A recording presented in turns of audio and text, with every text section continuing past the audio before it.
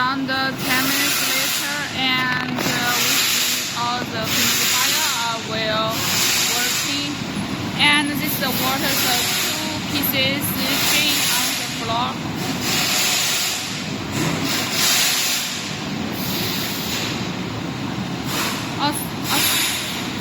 Also, this 2 units drain too.